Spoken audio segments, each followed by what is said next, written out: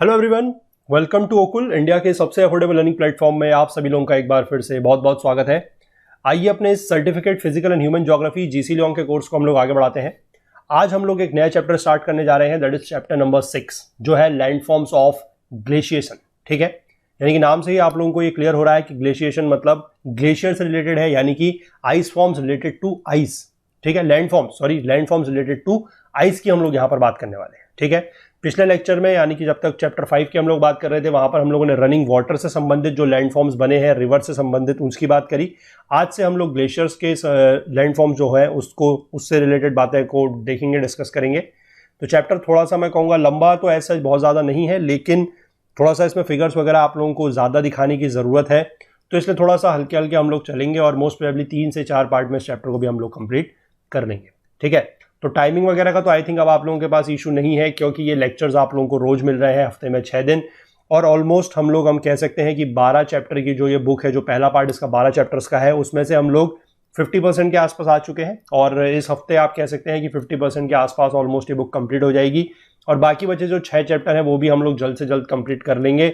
और जैसे कि मैंने आप लोगों से प्रॉमिस किया है कि मोस्ट प्रोबेबली 15 सितंबर तक ये बुक पूरी की पूरी जो हमारी है, यानी कि पार्ट 1 वो कंप्लीट हो जाएगा, और उसके बाद नेक्स्ट 1 मंथ या 45 डेज में ये पूरी की पूरी बुक हम लोग कंप्लीट कर लेंगे। तो अक्टूबर 15 या अक्टूबर एंड तक हमारा टारगेट है कि इस बुक को हम लोग कंप्लीट कर लेंगे। ठीक है, तो आगे बढ़ने से पहले मैं आप सभी लोगों से एक बार फिर से रिक्वेस्ट करना चाहूंगा कि जो लोग इस कोर्स को, इस वीडियो सीरीज को फॉलो कर रहे हैं, जिनको ये पसंद आ रही है, वो लोग प्लीज ज्यादा से ज्यादा वीडियोस को लाइक करें, ज्यादा से ज्यादा शेयर करें, ताकि हमारे इन कोर्सेज का जो फायदा है वो भी सभी लोगों तक पहुंच सके। और बाकी जो लोग चैनल पर नए हैं, अगर उन लोगों को भी कंटेंट हेल्पफुल लग रहा है तो वो लोग भी चैनल को जरूर सब्सक्राइब कर लें और बेल आइकन प्रेस करना ना भूलें, ताकि हमारी तरफ से जब भी वीडियो पोस्ट होता है उसकी नोटिफिकेशंस आप लोगों से मिस ना हो। ठीक है, चलिए तो स्टार्ट करते हैं आज का लेक्चर। देखिए, यहां पर फिर से आप लोगों को दिख रहा है कि मैंने थोड़ा सा अलग से आप लोगों के लिए फिगर वगैरह अटैच की है। जो टेक्स्ट है वो बुक का ही रहेगा, लेकिन साथ में थोड़ा सा इमेजेस वगैरह है, सो दैट की चीजें जो है वो देख के ज्यादा अच्छे से इमेज की हेल्प से समझ में आ जाए। ठीक है,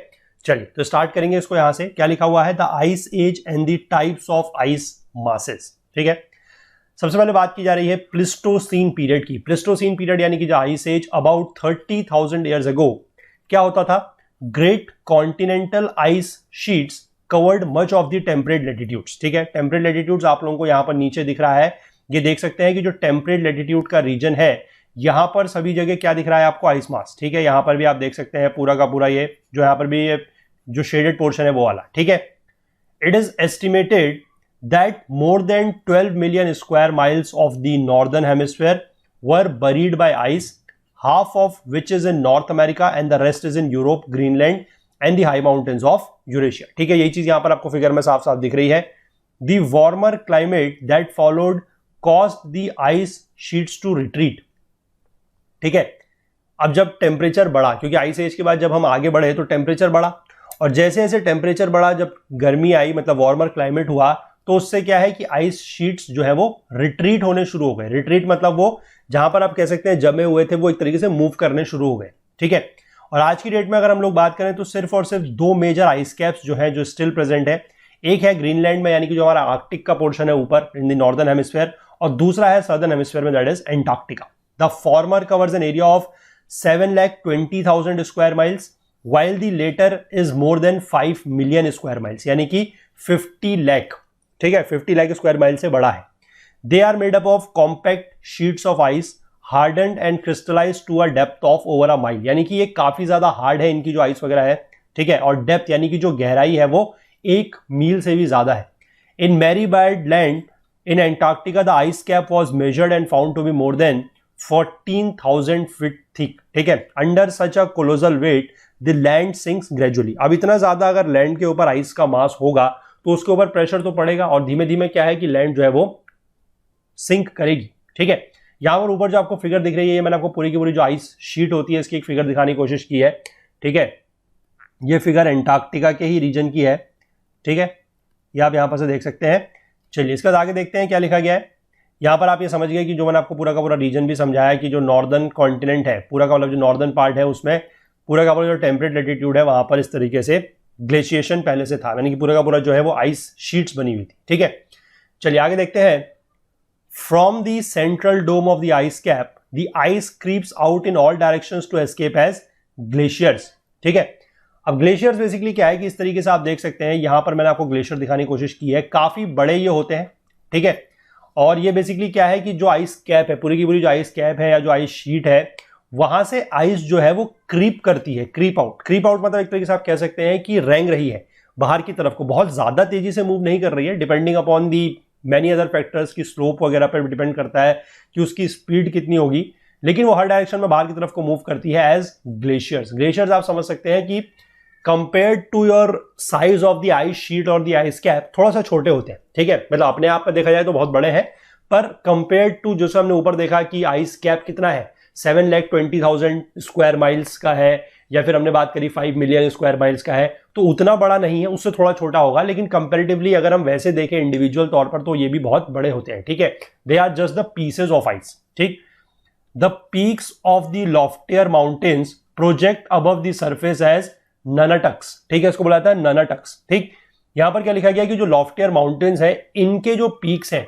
वो सरफेस से ऊपर प्रोजेक्ट करेंगे। देखिए नीचे मैंने आपको फिगर में दिखाया है, यहां पर आपको पूरी की पूरी आइस दिख रही है, और यहां पर ये जो लॉफ्टियर माउंटेन है ये इससे बाहर निकला हुआ है सरफेस से, तो दिस इज योर ननाटक। ठीक है, इसको बोला जाता है ननाटक। ओके, नेक्स्ट क्या दिया गया इसमें, देखिए when the ice sheets reach right down to the sea they often extend outwards into the polar waters and float as ice shelves. ठीक है, यहां पर आपको नीचे मैंने दिखाया गया है, ये थोड़ा सा वाटर है और इस वाटर के ऊपर इस तरीके से जो ये फ्लो कर रहा है, this is your eyes shelf. ठीक है, ये आइस शेल्फ है। दे टर्मिनेट इन प्रेसिपिटस क्लिफ्स। प्रेसिपिटस क्लिफ्स का मतलब होता है एक्सट्रीमली स्लोपी, यानी कि जिनका जो ग्रेडियंट है वो काफी ज्यादा है। ठीक है, स्टीप क्लिप्स आप कह सकते हैं। तो यहां पर आप देख सकते हैं किस तरीके से स्टीप आपको ये क्लिप्स जो दिख रही है, चट्टाने, इस तरीके से इनका जो स्लोप है वो काफी ज्यादा है, तो they are your ice shelves. ठीक है, और इसके बाद जब ये इंडिविजुअल ब्लॉक्स में यानी कि और छोटे ब्लॉक्स में टूट जाते हैं तो इनको बोला जाता है आइसबर्ग्स। ठीक है, यहां पर आप देख सकते हैं एक आइसबर्ग आपको दिखाया मैंने अलग से, ये पूरा का पूरा क्या है, एक आइसबर्ग है। ठीक है, जब ये इंडिविजुअल ब्लॉक में इस तरीके से टूटता है तो it become an iceberg. While afloat in the sea, icebergs assume a tabular or irregular shape and only 1/9 of the mass is visible above the surface। यहां पर आप देख सकते हैं सिर्फ और सिर्फ आपको इतना ही ये दिख रहा है। ठीक है, इरेगुलर शेप का भी हो सकता है या फिर टेबुलर फॉर्म का भी हो सकता है, मतलब ऊपर के एरिया में फ्लैट टाइप, लेकिन इसका काफी कम एरिया जो है वो आपको ऊपर दिख रहा है। आप इसका नीचे देख सकते हैं, ये सारा का सारा एरिया इसका नीचे है। ठीक है, यानी कि आप कह सकते हैं कि 1/9 जो है, यानी कि आप कह सकते हैं कि 1/9। ठीक है, यानी कि 1/9 यहां है तो 8/9 आपका यहां पर होगा। ठीक है, 8/9 आपको नीचे होगा पानी के और 1/9 जो है वो ऊपर है, यानी कि आप कह सकते हैं सिर्फ 11%, 11.11% आपको ऊपर दिख रहा है और बाकी जो भी है सारा का सारा वो नीचे होगा। ठीक है, they diminish in size when approaching warmer waters and eventually melted. सही बात है कि यहां पर देखिए चारों तरफ पानी है, अब ये पानी अगर वार्म होगा तो धीमे धीमे ये पिघलेगा और पिघलने के साथ ही इसी में चला जाएगा। ठीक है, इसी में ये मेल्ट कर जाएगा और इसके अंदर जो रॉक डेब्रिस होगी, क्योंकि अब ये जो आइसबर्ग है ये कैसे बना है, हमें पता है कि आइसबर्ग जो है ऊपर बना है। जैसे मान लीजिए यहां पर अगर कोई आइसबर्ग बना हुआ है ऊपर, ठीक है, ग्लेशियर जो है वो ग्लेशियर के फॉर्म में नीचे आया होगा। अब इसने अगर यहाँ का कोई पार्ट ले रखा है, ठीक है, यहां पर मैं आपको इसको ऐसे दिखाता हूं, अगर इसने कोई ये वाला पार्ट लिया हुआ है, ठीक है, तो इसके अंदर क्या होगा कि रॉक वगैरह भी थोड़ा सा जमे हुए होंगे, रॉक डेब्रिस। अब रॉक डेब्रिस यहां तक तो आ रहे हैं, ठीक है, वो यहां पर जब ऊपर है तो आ रहे हैं, इसके बाद आइस शेल्फ में भी वो इसके अंदर हो सकते हैं, इसके बाद जब वो यहां पर आए हैं तो यहां भी अंदर हो सकते हैं, लेकिन जब अब ये पूरा का पूरा पिघलेगा, जब ये पूरा का पूरा मेल्ट कर जाएगा तो इसके अंदर की जो रॉक डेब्रिस है वो क्या होगी, वो भी बाहर निकलेगी और वो बाहर निकल के कहां चली जाएगी, सी बेड में, यानी कि समुद्र के तल में वो बैठ जाएगी। ठीक है, इस बात को आप समझ गए इस लाइन को। ठीक, चलिए आगे देखते हैं क्या लिखा गया है। बहुत सिंपल ये चैप्टर है, मैं फिर से आप लोगों को कहूंगा कि थोड़ा सा लैंग्वेज वगैरह आप लोगों को लग सकती है, डिफिकल्ट है, पर वैसे काफी आसान है। ठीक है, और एक बार जो हमारा लैंडफॉर्म्स वाला जो जियोमॉर्फिक लैंडफॉर्म्स वाला चैप्टर है, that is your chapter number 7 of NCERT, fundamentals of physical geography, आप एक बार उसको थोड़ा सा पढ़ के आइएगा इस चैप्टर को पढ़ने से पहले। या मैंने ये बात पहले भी कही है कि लैंडफॉर्म्स के जितने भी चैप्टर है, यहां पर ये सारे अलग अलग चैप्टर है, लेकिन fundamentals of physical geography NCERT class 11th में ये सिर्फ एक ही चैप्टर है। ठीक है, चैप्टर नंबर 7, उस चैप्टर को अगर एक बार आप पढ़ लेंगे थोड़ा बहुत, हमारे कोर्सेज के थ्रू ही हमने वहां पर हर तरीके के जो भी लैंडफॉर्म्स हैं वहां पर भी हमने उस चैप्टर को काफी मल्टीपल पार्ट्स में लेके बनाया है। तो वहां पर अगर आप एक बार उन चीजों को देखेंगे तो यहां पर आप लोगों को थोड़ा सा एक एक्स्ट्रा इन्फॉर्मेशन मिलेगी चीजों को लेकर, ठीक है। थोड़ा सा बेस आप लोग वहां से भी देख सकते हैं। हालांकि फिगर वगैरह मैंने यहां पर भी सारी इंक्लूड की हुई है, लेकिन फिर भी आप एक बार थोड़ा सा वहां पर पढ़ेंगे तो आप लोगों को हेल्प जरूर मिलेगी, ठीक है। चलिए आगे देखते हैं क्या दिया गया है। Apart from Greenland and Antarctica, glaciation is still evident on the highlands of many parts of the world. Highlands मतलब जो ऊपर का एरिया है, हाई एल्टीट्यूड रीजन जो है वहां पर, ठीक है। ये हाईलैंड्स का मतलब आपका हो गया हाई एल्टीट्यूड। एल्टीट्यूड का मतलब आई थिंक आप लोगों को पता है, ठीक है ना। एल्टीट्यूड का मतलब होता है ज्यादा ऊंचाई पे, यानी कि हाइट पे, ठीक। Which lie above the snow line. अब एक टर्म और आ रहा है that is known as snow line. Snow line का मतलब होता है इतनी हाइट या फिर वो हाइट जिसके ऊपर हमेशा बर्फ रहती है, ठीक है। जैसे कि अगर मान लीजिए कोई पहाड़ है, जैसे अगर मैं ऐसे करके मान लीजिए कोई पहाड़ बना रहा हूं, ठीक है। थोड़ा सा ड्राइंग ऐसी है, थोड़ा सा इसको समझ जाइएगा। मान लीजिए इस पहाड़ी में क्या है कि यहां से ऊपर का जो एरिया है, ठीक है, इसको सब ब्लू कलर से दिखा लेते हैं कि ये वाले रीजन में जो है हमेशा मान लीजिए इस तरीके से बर्फ जमी रहती है, ठीक है। इसके नीचे बर्फ नहीं है, इसके ऊपर बर्फ है हमेशा। तो आप कह सकते हैं कि ये वाला अगर आप एक इस तरीके से एक लाइन बनाएंगे तो ये वाली जो लाइन कहलाएगी this will be called as an snow line. यानी कि इस लाइन से ऊपर, यानी कि इस हाइट से ऊपर क्या है, हमेशा बर्फ रहती है, तो this line can be called as snow line, ठीक है। आई होप कंसेप्ट आप समझ गए क्या है कि वो लाइन जिसके ऊपर हमेशा बर्फ रहती है throughout the year, that is known as snow line, ठीक।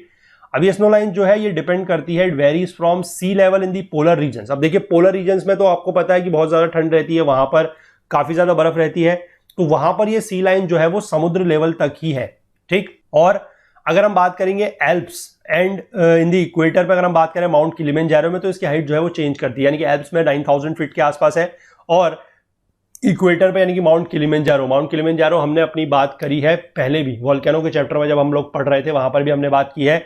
Mount Kilimanjaro is in Tanzania, ठीक है, तंजानिया कंट्री इन अफ्रीका। तो वहां पर जो स्नो लाइन है वो कितने हाइट पर है, 17000 फीट पे, ठीक। इसके बाद जो permanent snow fields are sustained by heavy winter snowfall and ineffective summer melting and evaporation, ठीक है। अब इस रीजन में जो मैंने आपको बताया कि ऊपर के रीजन में हमेशा थ्रू आउट द ईयर बर्फ रहती है, यानी कि साल भर। अब यहां पर साल भर बर्फ क्यों रह रही है, इसलिए रह रही है क्योंकि यहां पर विंटर में यानी कि सर्दियों के दिनों में काफी ज्यादा हैवी स्नोफॉल होता है, ठीक। और दूसरी बात यह है कि यहां पर मेल्टिंग, समर के दौरान जो मेल्टिंग वगैरह है और इवेपोरेशन है जो है वो नहीं होता, वो इनइफेक्टिव है, ठीक है। यानी कि आप कह सकते हैं कि जितना ज्यादा प्रेसिपिटेशन हो रहा है in the form of snow और जितना ज्यादा हमारा उसका बदले में जो मेल्टिंग हो रही है या इवेपोरेशन हो रहा है वो काफी कम है, और जो प्रेसिपिटेशन हो रहा है in the form of snowfall वो काफी ज्यादा है, ठीक है। तो इसलिए ये ऑलमोस्ट हमेशा क्या रहते हैं, परमानेंट स्नोफील्ड्स हैं ये। तो where the slopes are gentle and the hollows are sheltered from both direct sunlight and strong winds, any snow that falls is rapidly accumulated, ठीक है। अब देखिए स्लोप जेंटल होने का क्यों लिखा गया है, अगर स्लोप आपका स्टीप होगा, स्लोप अगर स्टीप होगा तो क्या होगा कि अगर मान लीजिए बर्फ गिरी और बर्फ अगर मान लीजिए पिघलती नहीं भी है तो वो स्लोप के जरिए बह जाएगी, मतलब स्लोप के जरिए वो मूव कर सकती है अगर स्लोप ज्यादा स्टीप होगा तो। अब स्लोप अगर जेंटल है और साथ के साथ कोई ऐसे रीजन है जहां पर डायरेक्ट सनलाइट भी नहीं पड़ रही है और स्ट्रॉन्ग विंड्स भी नहीं है, शेल्टर्ड फ्रॉम का मतलब है कि यहां पर डायरेक्ट सनलाइट भी नहीं है और स्ट्रॉन्ग विंड्स भी नहीं है और स्लोप भी जेंटल है, यानी कि आप कह सकते हैं कि ग्रेविटी से भी मूवमेंट नहीं हो रहा है और ये बर्फ वगैरह जो है वो पिघल भी नहीं रही है। तो इससे क्या होगा कि स्नो जो गिरेगी वो रैपिडली एक्यूमुलेट हो जाएगी, यानी कि वो क्या हो जाएगी, वहीं पर इकट्ठा हो जाएगी, वो जम जाएगी, ठीक। And part of the surface snow may melt during the day, हो सकता है कि सरफेस की कुछ स्नो जो है वो दिन के टाइम पर जब थोड़ा बहुत धूप पड़े तो वहां पर वो पिघल सकती है, क्योंकि धूप अगर डायरेक्टली नहीं भी पड़ रही है, अगर सनलाइट का टाइम है मतलब दिन का टाइम है तो थोड़ा बहुत तो टेम्परेचर बढ़ेगा, अगर डायरेक्ट सनलाइट नहीं भी पड़ रही है तो, ठीक है। लेकिन रात में क्या होगा कि फिर से वहां पर बर्फ पड़ती है और रात में ये फिर से जो बर्फ है वो और ज्यादा जम जाएगी, ठीक है, रिफ्यूज हो जाएगी, ठीक। This process is repeated until it forms a hard granular substance known as neve in French और fern in German। तो ये चीजें जो है वो चलती रहती हैं, ठीक है। और जब तक ये हार्ड ग्रेन्युलर सब्सटेंस ना बन जाए तब तक ये प्रोसेस जो है रिपीटेड होती रहती है, यानी कि दिन में थोड़ा सा पिघल रही है, शाम को फिर ज्यादा बर्फ पड़ रही है, फिर जम जा रही है, ठीक है। Then owing to the gravitational forces, the nave of the upland snowfield is drawn towards the valley below। अब बात वही है कि यहां पर लिखा गया है कि स्लोप अगर जेंटल है, अब थोड़ा बहुत भी अगर स्लोप है तो ग्रेविटी का फोर्स थोड़ा बहुत तो काम करेगा, ठीक। और थोड़ा बहुत अगर ग्रेविटी का फोर्स काम कर रहा है तो ये जो भी हमारा इस तरीके का जो ग्रेन्युलर स्ट्रक्चर बना हुआ है, जो हार्ड ग्रेन्युलर सब्सटेंस बना हुआ है in the form of neve या फिर in the form of firn, ये थोड़ा सा मूव करेगा, ठीक है। It will move towards the valley below, यानी कि नीचे की तरफ जो थोड़ा सा घाटी होगी वहां ये मूव करेगा, ठीक है। And this is the beginning of the flow of the glacier. Glacier को बोला जाता है रिवर ऑफ आइस। ये वहीं से क्या हो रहा है कि अब धीमे धीमे आप समझ सकते हैं कि इसका जो फ्लो है वो स्टार्ट हो रहा है, ठीक है। It normally assumes the tongue shape. Tongue shape मतलब जीप का जो शेप होता है उसकी तरीके का, broadest at the source but becoming narrower down hill, ठीक है। यहां पर भी आप इसको एक तरीके से देख सकते हैं, थोड़ा सा ये आपको जीप का शेप यहां पर दिखाया गया है, ठीक है। आप इसको समझ सकते हैं कि ऊपर के रीजन में जो यहां पर ये सोर्स है, यानी कि जहां से ये निकल रहा है वहां पर ही थोड़ा सा चौड़ा होगा, ठीक है। यहां पर इसकी चौड़ाई जो है वो थोड़ा सा ज्यादा होगी और नीचे जब ये पहुंचेगा तो इसकी चौड़ाई जो है वो थोड़ा सा कम हो जाएगी, ठीक। दो the glacier is not a liquid, under the continual pressure from the accumulated snow above it moves, ठीक है। हालांकि ये जो ग्लेशियर है ये समझना आपको ये है कि ये मूव कर रहा है, लेकिन ये लिक्विड नहीं है, ये पूरा का पूरा सॉलिड है अभी भी, ठीक है। क्योंकि अगर वो लिक्विड हो गया तो फिर तो वो पानी बन जाएगा, है ना, लेकिन ये पानी नहीं है। ग्लेशियर तभी तक वो कहलाएगा जब तक वो बर्फ है, पूरा सॉलिड बर्फ है, ठीक है। और सॉलिड बर्फ है, लेकिन उसके ऊपर क्या है कि और ज्यादा स्नो पड़ेगी उसके ऊपर के रीजन में जहां पर सोर्स है, तो वहां से इसको जैसे जैसे थोड़ा सा प्रेशर मिलेगा, उसके उस प्रेशर की वजह से और साथ ही थोड़ा सा ग्रेविटी फोर्स भी काम कर रहा है, तो उन दोनों की वजह से ये थोड़ा सा क्या करेगा, नीचे को मूव करना शुरू करेगा, ठीक है। अब रेट ऑफ मूवमेंट जो है that is greatest at the middle where there is little obstruction. Middle का मतलब आप इसको समझिएगा, ये मिडिल वर्ड जो है बड़ा, मतलब मैं कहूंगा बढ़िया वर्ड यहां पर लिखा गया है। ये मिडिल वर्टिकल भी मिडिल है और ये आप कह सकते हैं हॉरिजॉन्टल का भी मिडिल है। मतलब जैसे अगर मैं बात करूं, ये आपको ग्लेशियर यहां पर दिख रहा है, अगर आप ये वाला पोर्शन मान के चले, ठीक है, ये यहां से साइड से भी दूर है, और अगर आप इसको बात करें डेप्थ के अकॉर्डिंग तो ये डेप्थ में भी बीच में होगा, यानी कि ये नीचे नहीं होगा, क्योंकि नीचे अगर होगा तो जो वैली का बेड है वहां पर टकराएगा, वहां पर थोड़ा बहुत फ्रिक्शन जरूर होगा, ठीक है। और अगर ये इधर साइड में टकराएगा तो यहां पर भी फ्रिक्शन होगा, तो मूवमेंट थोड़ा सा क्या हो जाएगा, कम हो जाएगा। तो मूवमेंट सबसे ज्यादा होगा मिडिल में, और ये मिडिल को आप ध्यान रखिएगा, ये हॉरिजॉन्टल का भी मिडिल है और ये वर्टिकल का भी मिडिल है, ठीक है, हॉरिजॉन्टल एंड वर्टिकल, ठीक। अब यहां पर मैं इसको इस तरीके से लिख रहा हूं कि अगर आप इसको पढ़ेंगे, मेरी बात को सुनेंगे, समझेंगे पूरे के पूरे लेक्चर को, तो आप समझ जाएंगे कि मैं क्या समझाने की कोशिश कर रहा हूं। अदरवाइज अगर इसको कोई ऐसे देखेगा तो उसके समझ में ही नहीं आएगा, ठीक है। इसीलिए मैं चाहता हूं कि आप लोग पूरा का पूरा वीडियो आराम से देखें, चीजों को एक एक करके समझें, ठीक है। बहुत ज्यादा जल्दीबाजी हम लोग इसीलिए नहीं करते। आप लोगों ने इंटरनेट पे देखा होगा कि एक चैप्टर जीसी लॉन्ग तो बहुत लोगों ने कवर करी है, ठीक है। मैं ये नहीं कह रहा कि मैं जीसी लॉन्ग पहली बार पढ़ा रहा हूं या मैं सबसे अच्छे से पढ़ा रहा हूं, लेकिन मैं ये कोशिश कर रहा हूं कि आपको एक एक वर्ड जो दिया गया है उसका मतलब समझ में आना चाहिए। जीसी लॉन्ग बहुत लोगों ने पढ़ाई और आप लोगों ने देखा होगा कि एक चैप्टर को लोगों ने एक एक घंटे में कवर कर दिया है, ठीक। लेकिन हम लोग जो है एक चैप्टर को मिनिमम 1.5 घंटे 2 घंटे लेके चलते हैं, वो भी आराम से 1.5 घंटे, अगर आधे घंटे के वीडियोस हमारे 3 या 4 पार्ट में हम लोग लेके चलते हैं, डिपेंडिंग अपॉन दी कंसेप्ट, या डिपेंडिंग अपॉन दी आप कह सकते हैं कि डेप्थ ऑफ दी कंसेप्ट, कि कितना बड़ा कंसेप्ट है, कितना ज्यादा उसमें समझाने की जरूरत है, वो हम यहां पर पूरा आप लोगों को समझा के चलते हैं, ठीक है।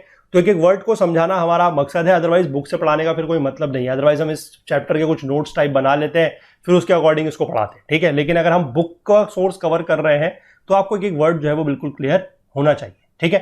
तो यहां पर देखेंगे आप, ये मिडिल का वर्ड मैंने आपको समझा दिया, हॉरिजॉन्टल और वर्टिकल दोनों का ये मिडिल है। The sides and the bottom are held back by friction. देखिए अब जो मैंने बात कही वो यहां पर प्रूफ हो जाती है कि इसने खुद ब खुद लिखा हुआ है कि जो साइड है और जो बॉटम है वो दोनों की दोनों क्या है, वहां पर फ्रिक्शन होगा, ठीक है। क्योंकि साइड का जो मतलब हो गया that is your about the horizontal middle की जो मैं बात कर रहा था, और वर्टिकल का मतलब हो गया ये जो बॉटम वाली बात की गई है that is about the vertical middle जो मैं बात कर रहा हूं, ठीक है। यानी कि नीचे जहां पर होगा वहां पर वो बेड में टकराएगा, वैली के बेड में, और साइड में जो है वो इस तरीके से साइड में टकराएगा, ठीक है, वहां पर फ्रिक्शन होगा with the valley side spurs and the valley floor, ठीक। If a row of stakes is planted across the glacier in a straight line, they will eventually take a curved shape down the valley showing that the glacier moves fast at the center than at the sides। अब यहां पर क्या लिखा गया है कि अगर मान लीजिए इस तरीके से ये मूव कर रहा है ऐसे, ठीक है, तो यहां पर आप देख सकते हैं कि जो सेंटर का पोर्शन है वो सबसे आगे है और जो बाकी और पोर्शंस हैं वो थोड़ा सा क्या है, जैसे यहां पर आप देख सकते हैं पहले चारों के चारों पॉइंट दिखाए गए हैं, ये स्ट्रेट है, ठीक। इसके बाद यहां पर आप देख सकते हैं ये वाला पॉइंट थोड़ा सा आगे हो गया, और यहां पर आप देख सकते हैं ये पॉइंट काफी ज्यादा इससे कंपैरिजन में आगे हो चुका है। इसका मतलब क्या है कि जो सेंटर का पोर्शन है वो तेजी से मूव कर रहा है, ये बात यहां पर प्रूफ हो रही है बड़े अच्छे से, ठीक है। चलिए आगे देखते हैं। In the Alps the average rate of flow is about 3 feet a day. Greenland में जो है ये और भी ज्यादा हो सकता है, अबाउट 50 फीट तक, लेकिन एंटार्क्टिका में जहां पर बहुत ही कम हीट है आइस को मेल्ट करने के लिए। ग्लेशियर जो है वो सिर्फ एक दिन में कुछ इंचेस ही मूव करता है, ठीक है। तो यहां से आप एक बात और भी समझ गए कि ग्लेशियर्स का जो मूवमेंट है वो बराबर नहीं है, ठीक है। अलग अलग जगह पर जो ग्लेशियर्स है उनका मूवमेंट बराबर नहीं है, एंड इट डिपेंड्स कि कहां पर कितनी ज्यादा हीट वगैरह है, कहां पर कितनी ज्यादा उसको पिघलने के लिए गर्मी मिल रही है, उसके हिसाब से वो मूवमेंट करेगा, ठीक है। The Aletsch glacier in the Bernese overland of Switzerland is 10 miles long, affording some spectacular sights to alpine tourist, ठीक है। यानी कि इस तरीके के टूरिस्ट प्लेस ये एक अच्छा है जहां पर एक 10 मील लंबा ग्लेशियर। तो मैं आपको ये बता रहा था कि ये देखने में मतलब छोटा लग सकता है या आपको लग सकता है कि ये एक पीस ऑफ आइस है, ठीक है, लेकिन ये बहुत बड़े होते हैं, 10 मील लॉन्ग, ठीक है। Though it is the longest glacier in Europe, it is short compared to those of Alaska and the Himalayas, which measure more than 5 times that length. देखिए 10 मील को भी बताया जा रहा है कि छोटा है, और हिमालयाज और अलास्का के रीजन में जो है वो इससे 5 गुनी लेंथ के ग्लेशियर्स भी पाए जाते हैं, ठीक है। चलिए इसके बाद हम आगे बढ़ते हैं। अब हमारा ग्लेशियर मूव करना तो शुरू किया है, अब माउंटेन रेंज के फुट पे आ जाएंगे, यानी कि उसकी तलहटी पे आ जाएंगे। Several glaciers may converge to form an extensive ice mass called a piedmont glacier, ठीक। यहां पर एक पीडमॉन्ट ग्लेशियर बनेगा। एग्जांपल के तौर पर आपको दिया गया है, that is your Malaspina glacier of Alaska which is 65 miles long and 25 miles wide, covering an area of more than 1600 square miles, ठीक है। यही चीज जो बताई जा रही है वही मैंने आपको साफ साफ यहां पर दिखाई है कि एक ग्लेशियर जो है वो यहां से मूव कर रहा है, दूसरा ग्लेशियर यहां से मूव कर रहा है। इस तरीके से ये पूरा का पूरा एक ग्लेशियर यहां पर बन जाएगा, and this is your piedmont glacier, ठीक है। और जो आप लोगों की बुक में एग्जांपल दिया गया है that is about the Malaspina glacier, ये वही है, ठीक है। This is your Malaspina glacier only, ठीक है। यानी कि एक तरीके से क्या है, this is a piedmont glacier, ठीक। This is a piedmont glacier. कुछ नहीं है, सिंपल सी बात है, एक ग्लेशियर यहां से आ रहा है, दूसरा ग्लेशियर यहां से आ रहा है, ये आपस में मिल जाएंगे यहां पर, तो बन जाएगा एक बड़ा सा इस तरीके का जो लार्ज ग्लेशियर है वो, that is known as your piedmont glacier, ठीक है। तो इस तरीके के जो कंबाइंड ग्लेशियर्स होते हैं ये बहुत ज्यादा नहीं देखने को मिलते, ये रेयर ही रहते हैं। And in most continents only valley और अल्पाइन ग्लेशियर्स आर सीन, ठीक है। वैली ग्लेशियर्स का मतलब क्या है, जो वैली में मूव कर रहे हैं, they are your valley glaciers. यानी कि आप कह सकते हैं अगर यहां पर ये मूव कर रहा है सिंगल ग्लेशियर तो that is your valley glacier. और अल्पाइन ग्लेशियर्स का मतलब है जो ऊपर के रीजन में, जैसे मान लीजिए यहां पर से अगर कोई ग्लेशियर है तो that will be your alpine glacier, ठीक है। इस रीजन में अगर है तो this is your alpine glacier. और अगर ये थोड़ा सा नीचे यहां के रीजन में मूव करेगा तो that will become a valley glacier, ठीक। और जब ये पूरा का पूरा इधर आके मिल जाएंगे, आपस में कंबाइन हो जाएंगे, तो that it becomes a piedmont glacier. बहुत सिंपल है, ठीक। इससे सिंपल मैं कह रहा हूं कि आप लोग ज्योग्राफी पढ़ नहीं सकते, इससे ज्यादा सिंपल तरीके से आप चीजों को समझ नहीं सकते, ठीक। तो मेरा यही प्रयास है कि अगर आप लोग एक बार ये कोर्सेज देख लें, एक बार इन कोर्सेज को आप पढ़ लें, तो उसके बाद फिर आपको कोई और मल्टीपल सोर्सेज से कंसेप्ट सीखने की या कंसेप्ट को समझने की जरूरत नहीं पड़ेगी। क्योंकि देखिए एनसीईआरटी आप लोगों ने अगर कवर कर ली है, मेरी आप इस बात को लेकर गारंटी मानिएगा, अगर आप लोगों ने एनसीईआरटीज कवर कर ली हैं, आप लोगों ने अगर जीसी लियोंग की बुक कवर कर ली है पूरी अच्छे से, कवर करने का मतलब ये नहीं है कि सिर्फ पढ़ना, ठीक है। कवर करने का मतलब ये है जिस तरीके से मैं आपको पढ़ा रहा हूं, समझा रहा हूं, उस तरीके से अगर आप ये समझ जाते हैं तो इसके बाद आप मेरी गारंटी मान के चलिए कि आप अगर मान लीजिए कोई फिजिकल ज्योग्राफी आप लोगों की पढ़ते हैं, आप किसी भी बुक से पढ़ते हैं, किसी भी स्टैंडर्ड बुक से पढ़ते हैं, चाहे वो माजिद हुसैन से आप पढ़ लें, चाहे आप सविंदर सिंह से पढ़ लें, आप कहीं से भी पढ़ लें, आपको काफी सारे जो कंसेप्ट्स हैं, मैं कहूंगा ऑलमोस्ट 80 to 90% कंसेप्ट्स आपके क्लियर हो जाएंगे। मतलब क्लियर पहले से ही है, आपको वो बुक समझ में आ जाएगी। अदरवाइज अगर आप सविंदर सिंह की जो बुक है फिजिकल ज्योग्राफी, अगर आप उसको पहले उठा के पढ़ना शुरू करें without going through the NCERTs, without going through this GC Leong book, तो मैं आपको बता रहा हूं कि आपको सिर्फ वो बुक 20% भी मुश्किल से समझ में आएगी। क्योंकि कंसेप्ट ऐसे हैं कि वहां पर उन बुक्स में क्या है ना कि आपको डिटेल में चीजें नहीं समझाई जाएंगी।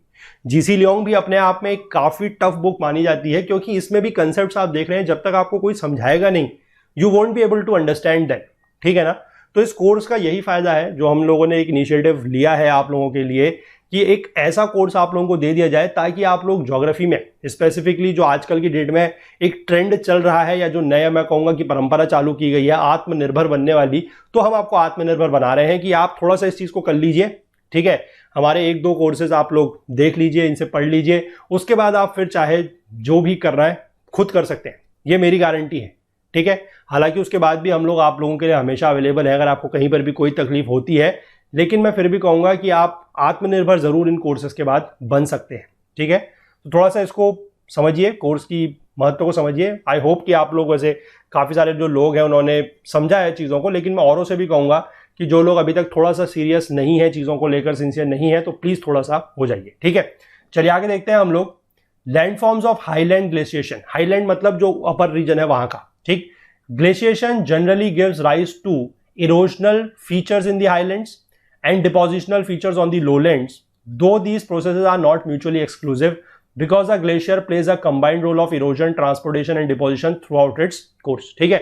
मतलब हालांकि ये बोला गया है कि हाईलैंड्स में यानी कि अपर रीजन में इसमें क्या है कि इरोजनल फीचर्स होते हैं जनरली, और जो नीचे का पोर्शन यानी कि जो लो लैंड है वहां पर डिपोजिशनल फीचर्स होते हैं। लेकिन ये दोनों के दोनों जो प्रोसेसेस हैं ये म्यूचुअली एक्सक्लूसिव नहीं है, ठीक है, क्योंकि जो ग्लेशियर है वो अपने थ्रू आउट द कोर्स यानी कि स्टार्टिंग से लेकर एंड तक उसमें इरोजन, ट्रांसपोर्टेशन और डिपोजिशन तीनों ही होते हैं। जैसे हमने रिवर कोर्स में बात की थी कि रिवर्स में क्या होता था कि जो अपर कोर्स होता था वहां पर इरोजन सबसे ज्यादा होता था, मिडिल पोर्शन में आते आते इरोजन थोड़ा सा कम होता था, धीमे धीमे ट्रांसपोर्टेशन बढ़ता था, और जो नीचे का पोर्शन था यानी कि जो लोअर कोर्स था वहां पर सबसे ज्यादा जो चीज होती थी दैट वाज डिपोजिशन, ठीक है। मतलब यहां पर भी जनरल ट्रेंड वही है, लेकिन हम ये कह सकते हैं कि ये तीनों के तीनों जो प्रोसेसेस हैं that is erosion, transportation and deposition, ये एक्सक्लूसिव नहीं है, और पूरे के पूरे कोर्स में ये तीनों ही चीजें जो है वो ग्लेशियर द्वारा होती हैं, ठीक है। Glacier Erode it's valley by two processes. अब हमने बात करी थी ऊपर कि ग्लेशियर जो है वो अपनी वैली को इरोड करेगा, फ्रिक्शन वगैरह तो है ही, साइड में भी है, नीचे फ्लोर में भी है। दो प्रोसेस है, one is plucking and other one is abrasion. By plucking, plucking का मतलब आप लोगों को पता है, ठीक है, टू प्लक अ फ्लावर मतलब तोड़ना, सिंपल है। टू प्लक अ फ्लावर का मतलब जैसे होता है फूल को तोड़ना, तो यहां पर क्या है, by plucking the glacier freezes the joints and beds of the underlying rocks, ठीक है। जो अंदर मतलब जो ग्लेशियर है उसके नीचे के जो रॉक्स हैं उनको ये क्या करेगा, उसके जो जॉइंट्स और जो बेड्स हैं उनके जो रॉक्स है मतलब जो अंडरलाइंग रॉक्स है उनके जॉइंट्स और बेड्स को ये फ्रीज कर देगा, जमा देगा, tear out the individual blocks and drags them away, ठीक है। और उनको ये क्या करेगा कि इंडिविजुअल ब्लॉक्स में, आपको पता है ये बात हम लोगों ने पहले भी की है कि अगर उसके अंदर बर्फ जाती है तो वो पत्थर टूटते हैं, क्योंकि वो पत्थर अंदर जाके बर्फ क्या होगी, वो फैलेगी, इट विल एक्सपैंड, और वो पत्थर टूटेंगे, और जब वो पत्थर टूटेंगे तो वो उनको अपने साथ it will drag them away, बस सिंपल। तो कंसेप्ट आपको चौथा चैप्टर, पांचवा चैप्टर, सारे चैप्टर कनेक्ट हैं। अब यहां पर अगर किसी को ये नहीं समझ में आएगा कि ये जो फ्रीजिंग द जॉइंट और बेड वाले से फिर कैसे मतलब पत्थर टूटेंगे, ठीक है, तो ये चीज को समझना बहुत जरूरी है कि पत्थर के अंदर अगर जो है जॉइंट में या उसके बेड्स में जो है इस तरीके का ग्लेशियर का पानी जाएगा, ठीक है, ग्लेशियर अंदर के फ्रीज करेगा तो एक्सपेंड करेगा तो वो टूटेंगे, और टूटने के बाद वो उसको अपने साथ ले चलेगा, ठीक। पहली चीज समझ गए। दूसरा है एब्रेशन। एब्रेशन में क्या होगा, the glacier scratches, scraps, polishes and scouts the valley floor with the debris frozen into it, ठीक है। मतलब एक तरीके से आप कह सकते हैं कि वो उसको खरोच रहा है, ठीक, या फिर उसको स्क्रैच कर रहा है। These fragments are powerful tools of denudation, और ये जो फ्रेगमेंट्स हैं, जो छोटे छोटे इस तरीके के डेब्रिस के फ्रेगमेंट्स होंगे, they are the powerful tools of denudation। denudation का मतलब वही होता है वियरिंग अवे, ठीक है। Large angular fragments cut deep into the underlying rocks, so all glaciated floors bear evidence of striation और स्क्रैचिंग, ठीक है। जो एंगुलर फ्रेगमेंट्स वगैरह होंगे उसमें ग्लेशियर के साथ जो हमारी डेब्रिस में जुड़े हुए होंगे, वो क्या करेंगे, वो अंडरलाइंग रॉक्स को बेसिकली क्या करेंगे, अंडरलाइंग रॉक्स को वो स्क्रैच करते चलेंगे, ठीक है। The फाइनर particles smooth and polish the rock surfaces and produce finally ground rock floor, ठीक है। फ्लोर मतलब आटा होता है, यानी कि पत्थर का आटा बन रहा है यहां पर, ठीक। समझ गए आप कि जो ज्यादा एंगुलर फ्रेगमेंट्स है वो तो एक तरीके से क्या कर रहे हैं, खरोच रहे हैं, ठीक है, स्क्रैच कर रहे हैं, लेकिन जो हमारे फाइनर मटेरियल्स हैं वो क्या कर रहे हैं, वो स्मूथ कर रहे हैं, या वो चीजों को अंडरलाइंग रॉक्स को पॉलिश कर रहे हैं, ठीक है। ये चीज आप समझ गए। The rate of erosion is determined by several factor, जैसे कि velocity of the flow, gradient of the slope, the weight of the glacier, the temperature of the ice and the geological structure of the valley. तो erosion कितना ज्यादा होगा वो इन चीजों पर depend करेगा, ठीक है। ये सारे के सारे फैक्टर्स भी आप लोगों को ध्यान रखने हैं कि वेलोसिटी कितनी है, टेम्परेचर कितना है, ग्रेडियंट कितना है, वेट कितना है, और वैली का जियोलॉजिकल स्ट्रक्चर कैसा है। यानी कि अगर मान लीजिए वहां पर हार्ड रॉक्स वगैरह ज्यादा है, ठीक है, तो आप समझ सकते हैं कि इरोजन कम होगा। अगर सॉफ्ट रॉक ज्यादा है तो इरोजन ज्यादा होगा। This is about the geological structure. फिर स्लोप की बात है, अगर स्लोप ज्यादा होगा तो आप कह सकते हैं कि ज्यादा तेजी से मूवमेंट होगा ग्लेशियर का, तो तब भी वहां पर ज्यादा इरोजन हो सकता है। इस तरीके से आपको चीजें को समझना है, ठीक। चलिए आगे देखते हैं। अब हम लोग बात कर लेंगे कुछ कैरेक्टरिस्टिक फीचर की जो आप लोगों के बुक में भी दिए गए हैं। ये बहुत सारे फीचर्स हैं, हाईलैंड के अराउंड 7-8 फीचर्स दिए गए हैं। आज हम लोग 3 की बात करेंगे, इसके आगे का जो है हम कल के लेक्चर से कंटिन्यू करेंगे, ठीक है। सबसे पहला जो आपको पहला फीचर दिया गया है हाईलैंड का फीचर है, यानी कि अपर एरिया में बन रहा है, दैट इज योर कोरी, सर्क और SCWM, ठीक। The downslope movement of a glacier from its snow-covered valley head and the intensive sheltering of the upland slopes tend to produce a depression where a fern or a nave accumulates, ठीक। देखिए यहां पर से ये move कर रहा है, glacier move करेगा, सीधी सी बात है। तो यहां पर इस तरीके का ये एक तरीके से आप कह सकते हैं डिप्रेशन बन जाएगा, ठीक है, जहां पर ये नेव और फर्म जो है वो इकट्ठा हो जाएगा, ठीक। The process of plucking operates on the back wall. Process of plucking जो है वो ब्लैक वॉल पे, यानी कि जो ये पीछे की वॉल है, यहां पर इस तरीके की प्लकिंग हो जाएगी। Steepening it and the movement of the ice abrades the floor, deepening the depression into a steep horse shoe-shaped basin called a cirque in French, ठीक है। यानी कि ये जो पूरा का पूरा रीजन है ये सर्क है, ठीक। It is also known as Corrie in Scotland and a CWM in Wales. There is rocky ridge at the exit of the Corrie, and when the ice eventually melts, water collects behind this barrier to form a Corrie lake or tarn. अब इस जगह पे क्या होगा कि जहां पर glacier इकट्ठा हुआ है, जब यहां की बर्फ पिघलेगी तो इस पूरे के पूरे रीजन में क्या हो जाएगा, यहां पर एक तरीके से लेक बन जाएगा, ठीक है। इसी को बोला जाता है सर्क लेक और टार्न लेक, ठीक। बात आप समझ गए कि यहां पर क्या हुआ है कि पहले ये जो ग्लेशियर मूव करा है उसकी वजह से ये जो इस तरीके का बना है आपका शैलो डिप्रेशन, यहां पर ये इकट्ठा है। उसके बाद जब ये पिघलेगा तो यहां पर पानी इकट्ठा हो जाएगा, it will become a lake, that is your cirque lake और टार्न लेक, ठीक। समझ गए आप। इसके बाद अगला जो दिया गया है that is your aretes and pyramidal peaks, ठीक है। When two corries cut back on opposite side of the mountain, knife edged ridges are form called aretes, ठीक है। अब आप देख सकते हैं कि इस तरफ से भी कटिंग हो रही है, मैं आपको इस डायग्राम में दिखा रहा हूं, ध्यान से देखिएगा। इस तरफ से भी कटिंग हो रही है, इस तरफ से भी कटिंग हो रही है। अब यहां पर ये दोनों के दोनों साइड में क्या बनेगा, दोनों साइड में आपका यही बनेगा, दैट इज योर कोरी या सर्क। और इसके जो बीच का रीजन है ये वाला, यहां पर आप देख सकते हैं किस तरीके से ये नाइफ एज सी बन रही है, ठीक है। This is known as your arete. ये देखिए इस तरीके से जो ये नाइफ एज सी बन रही है, this is known as your arete, ठीक। A well known British example of an arete is the Striding Edge on Helvellyn in Westmorland, ठीक है। अब देखिए इसके बाद ये तो दो साइड का मैंने आपको बताया, जब 3 या उससे ज्यादा सर्क जो है वो कट बैक करेंगे एक साथ, they will cut back together, their ultimate recession will form a angular horn और pyramidal peak। अब इससे एक पीक बनेगा। और एक स्विट्जरलैंड में एक मैटर हॉर्न है, that is a very classic example, ठीक है। मैं आपको नीचे फिगर में दिखाता हूं इसको, ये देखिए। अब इसमें क्या है कि इस तरफ से भी कटिंग हो रही है, ठीक है, इस तरफ से भी कटिंग हो रही है, इस तरफ से भी कटिंग हो रही है, और इसकी जो बैक साइड है वहां पर भी कटिंग हो रही होगी। तो इस तरीके से ये एक पीक सा बन जाएगा यहां पर, ठीक है। ये देखिए पीक सा आपको दिख रहा है, यहां पर भी आपको पिरामिडल पीक करके इस तरीके से बुक में दिखाया गया है, that is your what, that is your Matterhorn. और ये फिगर जो है दिस इज मैटरहॉर्न ओनली, ठीक है। This is your Matterhorn of Switzerland. हालांकि यहां पर जो नीचे फिगर में दिखाया गया है, देखिए जो साइड में आपको फिगर दिख रहा है, इसमें भी चीज यही है, ठीक है। जो मैंने आपको समझाया वही चीज यहां पर भी दिखाई गई है कि किस तरीके से यहां पर क्या होगा, दिस इज योर सर्क, और यहां पर जो पानी इकट्ठा होगा, पहले स्नो इकट्ठा होगी, उसका जब स्नो पिघल जाएगी तो this will become a cirque lake. Similarly इस तरफ से भी ऐसा ही होगा, और इसका जो पीछे का पोर्शन है वहां पर भी ऐसा ही होगा। ये बीच का जो रीजन दिखाया गया है, जो नाइफ एज सी दिख रही है, दिस इज योर एरेट, ठीक है। और इसी से जो तीनों का मिला के अगर 3 तरीके से कटिंग होती है, 3 या उससे ज्यादा तरीके से, तो यहां पर एक पीक बनेगा, this is known as your pyramidal peak, ठीक है। ये मैंने आपको लाइव एग्जांपल यहां पर दिखा दिया, दैट इज योर मैटरहॉर्न का। और अभी आप लोगों ने पिछले कुछ समय पहले न्यूज में भी ये मैटरहॉर्न देखा था, क्यों?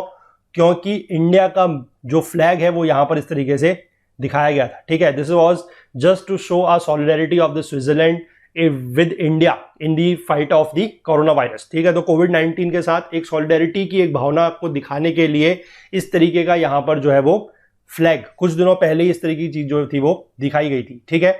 चलिए इसके बाद हम लोग तीसरा जो फीचर है उसको देख लेते हैं, that is known as your bergschrund, ठीक है। This is known as बर्गश्रुंड।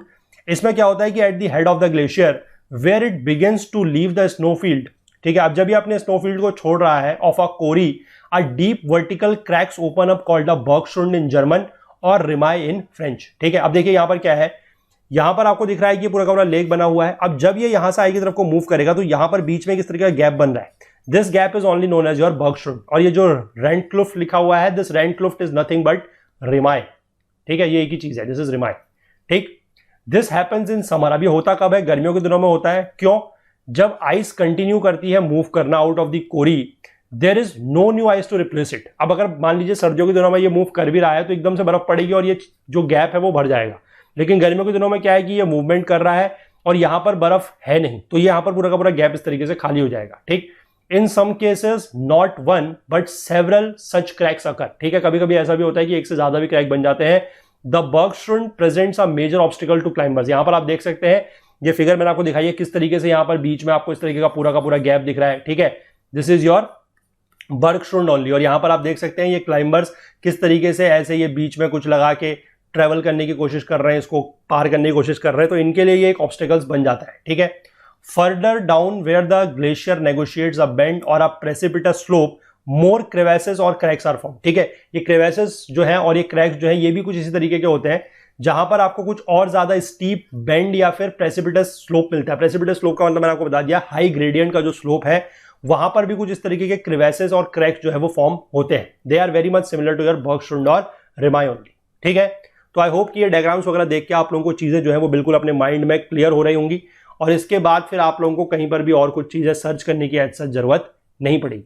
ठीक है, तो चलिए आज इसको इतना ही रखते हैं। बाकी का इसका जो अगला पार्ट है इसमें जो आगे के और भी फीचर्स दिए गए हैं, हाईलैंड फीचर्स भी हैं, अभी लोलैंड फीचर्स भी हैं, उसको हम लोग अगले लेक्चर से कंटिन्यू करेंगे। ठीक है, चलिए, तो कंटेंट रिलेटेड अगर आपको कोई भी डाउट होता है तो आप हमारा टेलीग्राम का जो ग्रुप है दैट इज ओकुल जीएस यूपीएससी डिस्कशन फोरम, इसको ज्वाइन करके आप अपना कोई भी कंटेंट रिलेटेड डाउट पूछ सकते हैं। ठीक है, इसका जो लिंक है वो नीचे डिस्क्रिप्शन बॉक्स में दिया हुआ है, या फिर आप इसको टेलीग्राम में सर्च करके भी ज्वाइन कर सकते हैं। इस पूरी की पूरी वीडियो सीरीज का जो फुल कोर्स है वो हमारी वेबसाइट पर अवेलेबल है, वहां पर आपको सारे के सारे वीडियोस मिल रहे हैं और इसमें नोट्स और क्विजेस भी जो है वो बहुत जल्द अपडेट कर दिए जाएंगे। तो आप लोग वीडियोस के जरिए जो है पढ़ सकते हैं, कंसेप्ट सीख सकते हैं, नोट्स के जरिए आप लोग क्विकली रिवाइज कर सकते हैं और क्विजेस के थ्रू आप लोग जो है अपनी तैयारी को, अपनी प्रिपरेशन को एसेस कर सकते हैं। बाकी कोर्स परचेस करने संबंधी अगर आप कोई टेक्निकल क्वेरी फेस करते हैं तो आप इस नंबर पे व्हाट्सएप के जरिए भी वो क्वेरी रिजॉल्व कर सकते हैं, दैट इज 9498086380। बाकी अगर आप हमसे कोई और बात शेयर करना चाहें, कुछ भी पूछना चाहें या कुछ बताना चाहें तो उसके लिए आप हमारी ईमेल आईडी का यूज भी कर सकते हैं, दैट इज support@okul.co। बाकी हमसे ज्यादा जुड़ने के लिए आप हमें फेसबुक पे, इंस्टाग्राम पे, लिंक्डइन पे और ट्विटर पर भी फॉलो कर सकते हैं। Thanks for watching till the end. आप हमारे अदर कोर्सेज को इन प्लेलिस्ट्स के थ्रू एक्सेस कर सकते हैं। अगर आपको यह वीडियो पसंद आया है तो लाइक ज़रूर करें, इसे ज़्यादा से ज़्यादा शेयर करें। अगर आपने अभी तक हमारे इस YouTube चैनल को सब्सक्राइब नहीं किया है तो जल्दी से कर लीजिए और बेल आइकन प्रेस करना बिल्कुल नहीं भूलिएगा ताकि आपको हमारे सभी वीडियोज़ के नोटिफिकेशन सबसे पहले मिल सके। अपने कमेंट्स करके हमें ज़रूर बताइएगा कि आपको ये वीडियो कैसा लगा।